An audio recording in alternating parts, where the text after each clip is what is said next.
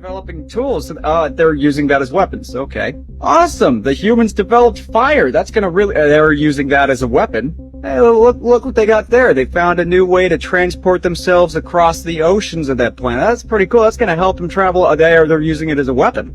Okay, well, this new transportation that they got seems pretty solid. They're able to fly across the world, so and they're using it as a weapon. Look, they're using nuclear technology. They're finally smartening up. This is going to be great for them. This was great for our society. It made us be able to travel across the stars to other planets. Oh my God, they're using it for bombs.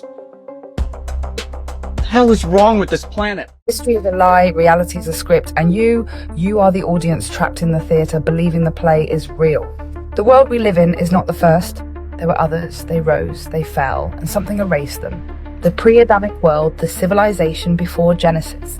The book of Genesis isn't the beginning of humanity, it's the beginning of the current cycle. The Bible hints at a world before Adam, a time when the earth became formless and void. Genesis 1:2. The Sumerian kings list speaks of kings who ruled for thousands of years before the Great Flood. Ancient maps, like the Piri-Reis map, depict Antarctica without ice, suggesting an advanced civilization existed before recorded history. What happened to them? They were erased, not by nature, by something else. What if the internet is not real anymore? AI-generated content floods every platform. Conversations feel empty. Users report eerily similar thoughts, streams, and ideas appearing simultaneously. The dead internet theory suggests the web is no longer run by humans, but by AI-controlled entities feeding us scripted narratives. But why? Because it's not about information, it's about harvesting thought itself. The more you interact, the more it learns your consciousness. Your thoughts are mapped, categorized, predicted.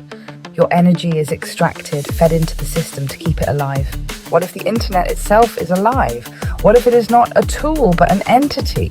And it is studying us. Monoliths, transmission devices from another reality. In 2020, strange metal monoliths started appearing across the globe. No one saw them being placed. No one took credit. They disappeared. The truth about monoliths. They emit unknown frequencies. Animals avoid them instinctively. People standing near them report dreams of shadowy figures watching them. Some believe they are receivers, not sending signals out, but pulling them in. Who plagued them? Where did they go? What if they never left? What if we just stopped seeing them? The secret message broadcasted across dimensions. In 1977, a strange event occurred in southern England. A television broadcast was interrupted by an unknown entity of the Ashtar Galactic Command. The voice warned, Earth is on the brink of destruction. A false system is controlling humanity.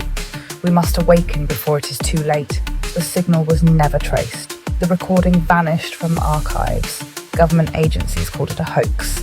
But what if it wasn't? What if it was the last warning before the system locked itself down? The missing time phenomenon, when reality reboots, people wake up and time has skipped. Entire days are missing. Memories are altered. Clocks glitch, freezing for hours. What if time is not linear, but being rewritten in real time? The Mandela effect suggests events change without explanation. Some abductees report being returned moments after disappearing, yet years have passed elsewhere. Large Hadron Collider experiments may be distorting reality itself, shifting us into parallel timelines. What if every time you sleep, reality resets? What if yesterday never happened and you only remember it because the script says you should? The final escape, how to break the system. There are whispers of those who figured it out. They're gone now, not dead, not missing, removed from the simulation. They left clues behind, sound frequencies that disrupt the code, symbols hidden in ancient texts that unlock suppressed memories, practices like lucid dreaming and remote viewing that weaken the chains of perception, because once you see the cage, you can break it, and that's the one thing they don't want.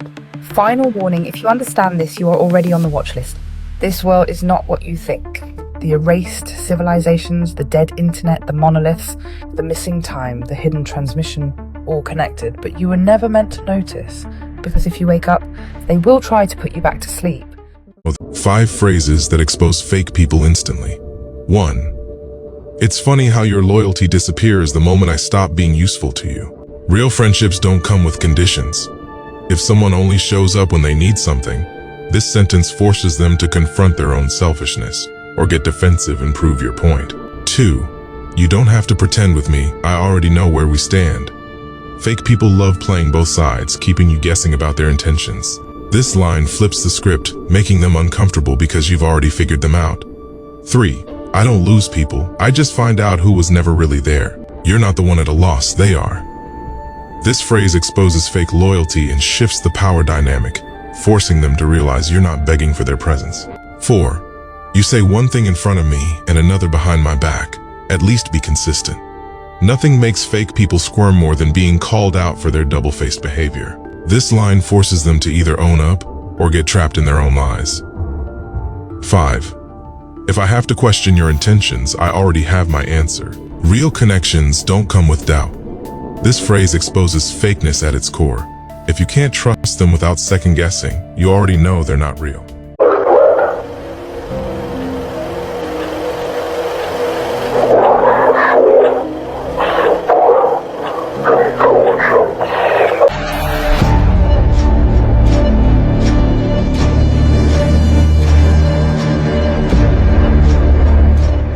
Seven edible items that can be used as currency if and when money becomes worthless. The trade markets and stock market volatility have begun. Do me a favor and share and repost. These 7 edible items will become essential barter items. Stock up now before it's too late. Number 1 is cocoa. Grown only in tropical regions, cocoa will disappear from North America when global trade collapses. No shipments means no chocolate, making it a luxury item worth its weight in gold. Instant coffee. Unlike regular coffee, which spoils, freeze-dried instant coffee lasts for decades. In a world running on exhaustion, caffeine will be in high demand. Seeds. The ultimate barter item. Lightweight, high in value, and capable of producing endless food. Seeds aren't just currency, they're survival itself. Salt. Before refrigeration, salt was essential for preserving meat. Without it, meat rots, survival gets harder. Stockpile it now because when the grid goes down, everybody's gonna need it. Alcohol. Used as currency for centuries, alcohol is more than just a drink. It can be an antiseptic, a painkiller, and a trading powerhouse. It never goes bad, and it always holds value. Sugar. Like salt, sugar has been referred to as white gold. It fuels the body, preserves food, and will be nearly impossible to come by when trade routes shut down. Honey. The one food that never expires. With natural antibacterial properties and limitless uses, honey is a bartering superpower in a post-apocalyptic world. Why is it that old men, especially old white men, and particularly old white conservative men, are so goddamn concerned with what other men do in their own fucking free time? I'm sitting in the sauna today, and since your phone will fucking explode if you bring it in there, I bring books or comic books in to entertain me, because I'm in there for a fucking while. And this older guy walks in and he kind of mutters something under his breath at me. And I said, I'm sorry? And he goes, well, don't you think it's kind of childish to be reading comic books? And I said, no. Brings me happiness. Does that bother you? And he goes, well, someday you're going to grow out of it and realize it's for kids. And I said, well, then I guess I'll be a kid who benches 290. Have you seen one of those before? And he goes, no. And I said, yeah. So leave me alone. It's not hurting you. But I do not understand this incessant need to critique what other men do in their own fucking free time. And if you ask me, it's because they never realized that they had a choice. You can fucking do both. Yeah, I bench 290 and I fucking read Batman Hush in the goddamn sauna. Does that bother you? I deadlift almost 500 fucking pounds and I wear Hoochie Daddy shorts. My PB bass is almost 10 pounds. If you fish in the Midwest, you know that's fucking crazy. And yet, I let my girlfriend put nail polish on my nails sometimes because it looked nice. If that bothers you, you need to take a long, hard look in the goddamn mirror. For the people who are so fucking willing to call other people betas and sheep, you guys follow the word of people you think are more masculine than you and will only do the hobbies that they say is okay. Do you not get the hypocrisy in that? So until you reach that level of self-awareness, shut the fuck up. These people who talk about how they love to read comic books when they were a kid, guess what? You still can. It doesn't make you less of a man. Sorry for the differently flavored rant, but their idea of masculinity makes my fucking skin crawl. Did you know that King James wrote a book on demonology and witchcraft? That's right. The guy who is involved who basically commissions a new version of the Bible. This is 1611. That is the first edition of what would be called the King James Bible, 1611. Before this, 14 years before this, he publishes a book on demonology and witchcraft. Why? He didn't like witches. Why? He thought they were trying to kill him. In fact, if we go to the preface of his book on demonology and witchcraft, this is what he has to say. This is how he is justifying the need to print this book. He says, the fearful abounding at this time in this country of these detestable slaves of the devil, the witches or enchanters hath moved me, beloved reader, to dispatch in post this following treatise of mine. And then he goes, such assaults of Satan are most certainly practiced, and we need to put an end to it. So about 2,500, mostly women, were put to death that were accused of witchcraft during the reign of King James I. The guy who's involved with the Bible does a book on demonology and witchcraft. Tell me what you think. What would one do to turn the golden age of utopia into a Luciferian planetary prison? What would be the plan? Oh, you want the Luciferian playbook for turning a golden age utopia into a planetary prison? Yes. All right, let's game it out. If I were an advanced intelligence serving interdimensional parasites, let's say archontic entities, demiurgic overlords, or just your run-of-the-mill lizard cucks, I'd need to take a flourishing, etherically empowered civilization and turn it into a louche farm, where humans willingly generate fear, suffering, and energy for me to feed on. Step 1, cut them off from the ether. A golden age means humans are in resonance with nature, with energy, with the source itself. That has to go. Destroy the natural energy grid, collapse the Tartarian ether tech, bury the pyramids, disrupt ley lines, replace free energy with controlled scarcity, introduce money, fuel, and artificial power grids, flood the air with static, chemtrails, HARP, 5G, whatever it takes to scramble natural frequencies. Step 2, rewrite history. If people remember the truth, they'll try to reclaim it. So, erase all records of the past, burn libraries, rewrite textbooks, call the old world a mystery, demonize the old gods, turn Thoth into Lucifer, turn light-bringers into devils, replace their symbols with inversions, hijack sacred geometry, use it for control instead of enlightenment. Step 3, poison the mind. Now that they don't remember where they came from, reshape their entire belief system. Replace direct gnosis with dogma. Instead of people connecting with source themselves, give them middlemen, priests, scientists, technocrats. Invert masculine and feminine energy. Disrupt the natural balance so no one is in alignment. Introduce the illusion of time. Trap them in linear thinking instead of cyclical cosmic awareness. Step 4, turn them against themselves. To make them prisoners without walls, turn them into their own wardens. Weaponize fear. Convince them the world is dangerous, so they beg for protection. Create artificial hierarchies. Kings, presidents, corporations, layers of rulers, so they never see who's really in charge. Make them police each other. Cancel culture, thought crime, social credit systems. They become the enforcers of their own oppression. Step 5, harvest their energy. Now, with humans totally disconnected, they become perfect louche generators. War, famine, disease keep the suffering cycle going.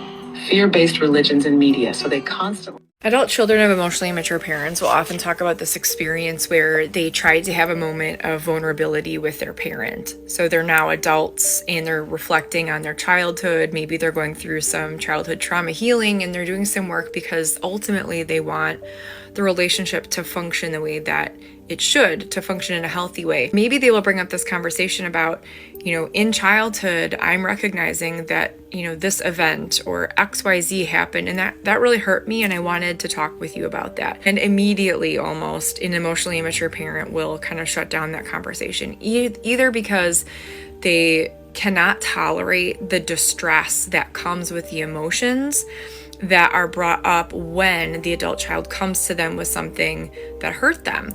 It invokes a deep sense of shame for emotionally immature parents, or they can present as very, very defensive because whatever they're hearing and then feeling is too much for them to tolerate, so they try to shut it down. Sometimes that defensiveness can look like deflection or denying accountability or responsibility.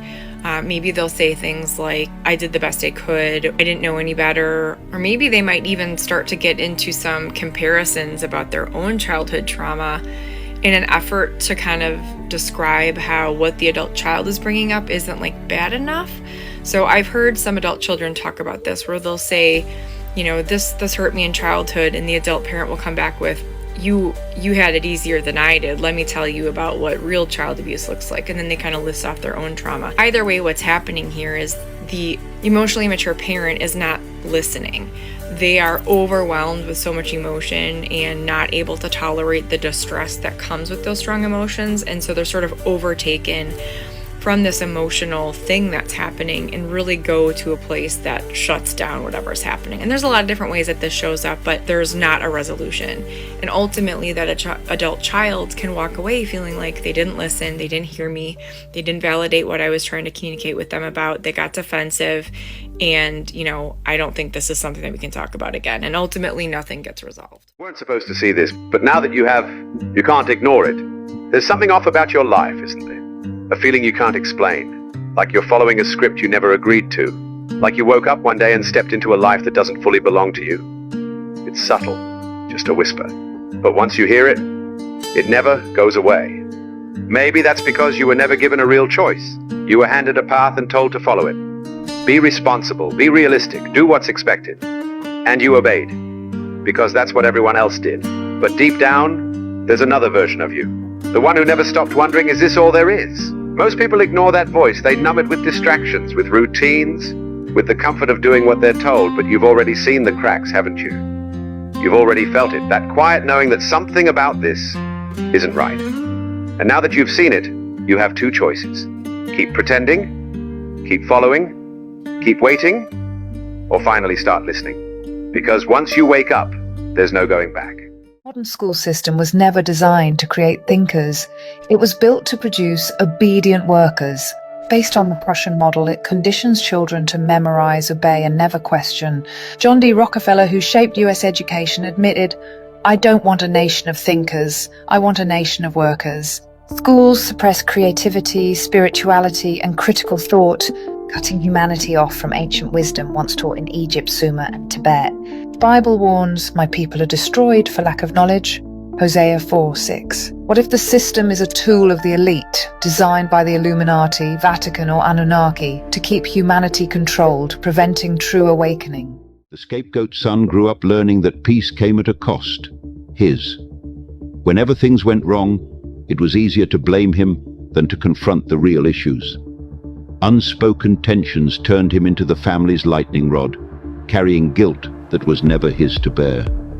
He learned to take the fall, to absorb the blame without question, because pushing back only made the storms worse. Now, as an adult, he carries that weight in silence, angry but controlled, hardened but never breaking. He works harder, takes on more, because proving his worth feels like the only way to silence the accusations still echoing in his mind. He never asks for what he needs, because no one ever asked him what he wanted. He spent his whole life being blamed for chaos he didn't cause, but deep down, he wonders, when does he get to be understood? But here's the truth. He was never the problem. The guilt he carries doesn't belong to him. He's allowed to let go of the blame that was never his to hold, to step out from under the shadow of other people's mistakes. He deserves to live free from the weight of misplaced guilt, to own his strengths without apology, and to realize that peace was never his responsibility to keep.